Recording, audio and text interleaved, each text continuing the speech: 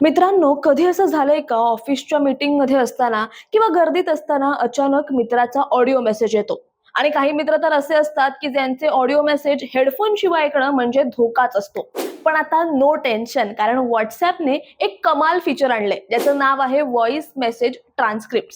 आता समोरचा व्यक्ती ऑडिओ मेसेज मध्ये काय बोलतोय हे ऐकण्याची गरजच नाहीये, कारण ते थेट तुमच्या स्क्रीनवर लिहून येणार आहे. आता हे फीचर वापरायचंय कसं, तर अगदी सोपं आहे.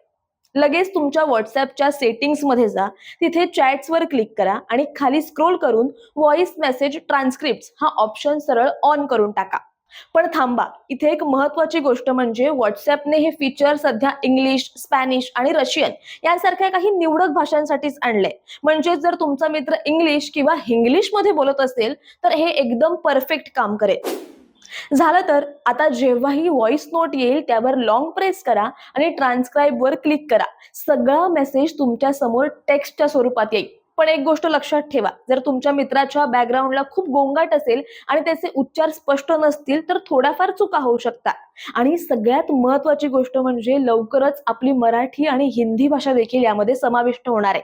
त्यामुळे हा व्हिडिओ आत्ताच सेव्ह करा, तुमच्या मित्राला शेअर करा आणि ही माहिती आवडली असेल तर पुढारी न्यूजला नक्की फॉलो करा.